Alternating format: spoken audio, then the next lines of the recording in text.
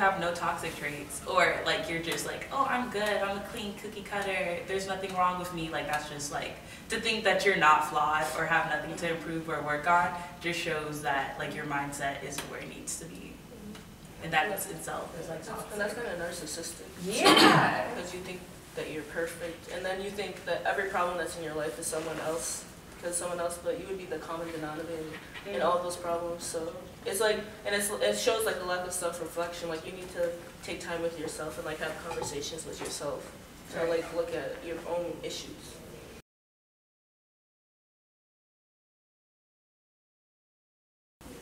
I feel like I have toxic energy sometimes. Toxic energy is able to transcend into other people. So it's like, if you walk with a cloud around you, sometimes it hangs over to other people.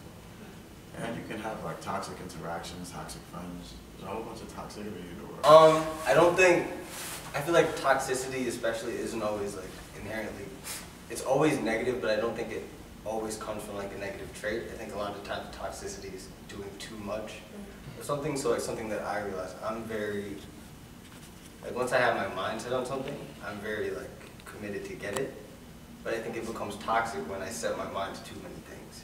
And I become in a place where I'm just like doing everything which isn't good for me. Now I don't think wanting a lot for yourself is a toxic trait, but having no control over what you want is.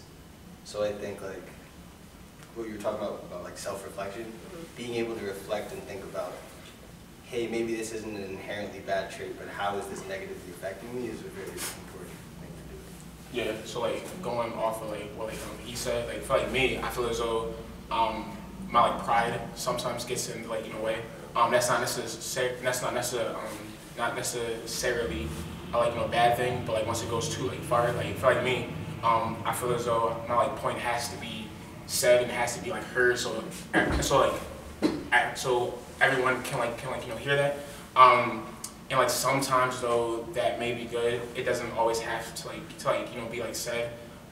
Sometimes if you go too far, other folks will stop actually hearing what you have to say. So for me, even if I think I'm like right, sometimes I like gotta just calm down and like say, yo, like is this necessary? And furthermore, will my point actually be heard if I go to that same extent? Because I'm like very prideful. So very. I have that same issue. Like I'm a reactor and I'm like emotional, but I hide it up with a facade. So like little things could affect me, or people's perception of something of me will affect me, and the way I go about it will just be very inward. So I won't portray it to others, but I'll be toxic within myself that like reflects on other people. So people can like feel a vibe, like how you're talking about like toxic energy. Like they'll feel that energy off me, like something shifted, but I'm still like inward about it. Like I'm just spewing out this like negative energy to people because I refuse to talk about it, because I just refuse to be vulnerable in certain aspects, because I just don't want to let certain people in or let them see like a soft side, or like I feel like it's a weakness to sometimes be vulnerable, like someone will use it against me and I'll just build this cage up. Yeah, I also think to that point, I think being authentic and being genuine is very important. To like not being toxic, because especially this year I've been learning about this thing called cognitive dissonance, which is basically a difference between like what you intend to do and what you actually do. And I find that when you're not living authentically, a lot of the times you have cognitive dissonance, which is toxic. Yeah. So like that's kind of what that reminds me of. No, I think toxicity I think depending on like your toxicity, because I mean for me, I feel like I cut people off very easily. Like if I see a red flag, I'm like, okay, it's clipped, like that's it. So I feel like that is a coping mechanism, just because you don't want to let her in.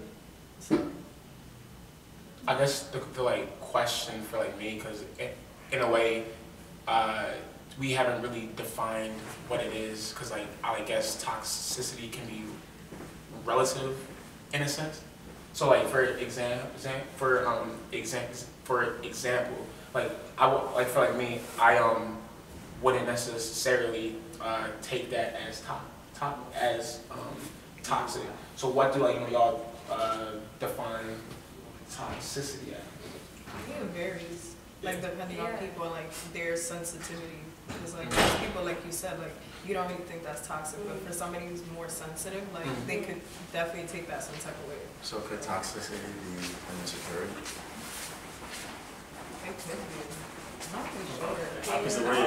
that sounds like an insecurity.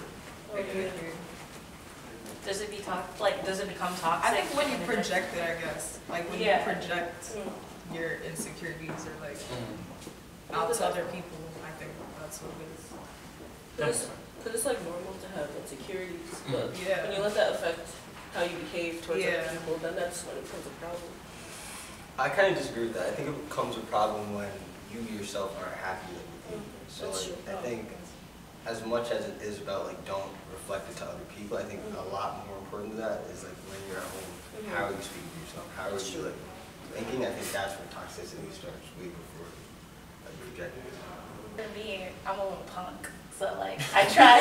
Wait, I'm a punk in the sense of like talking and like saying how I feel and like just being vulnerable or talking and using my words and not using like toxic actions like distancing myself or cutting people off. I try to verbalize, I try to talk with people, I try to give someone the chance to tell me their side before I just go off or do nothing, cut it off.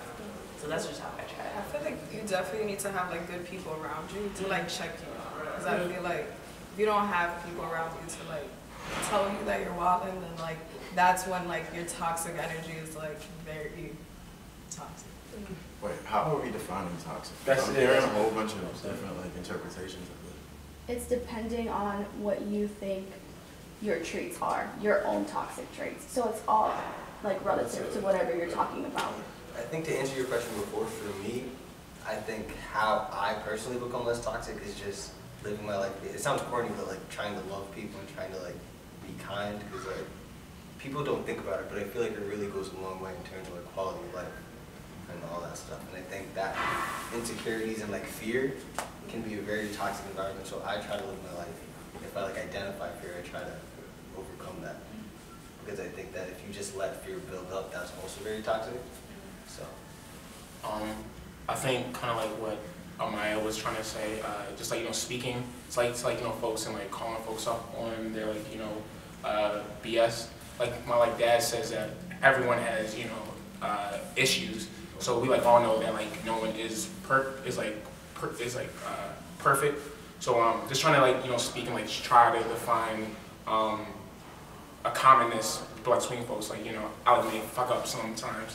As long as I don't go above and beyond within that fuck up, I feel as though like there like should be some like sense of forgiveness, or like, oh, he's human too, trying to find out where like he's going. So if like both sides or 3 sides or like 4 or 5 sides can like just come together and like say like, oh, okay, like Kanye may be like drawn, but like he still has a good heart, like let's like try to help him, and instead of like blow up on him, which can like create more divisions.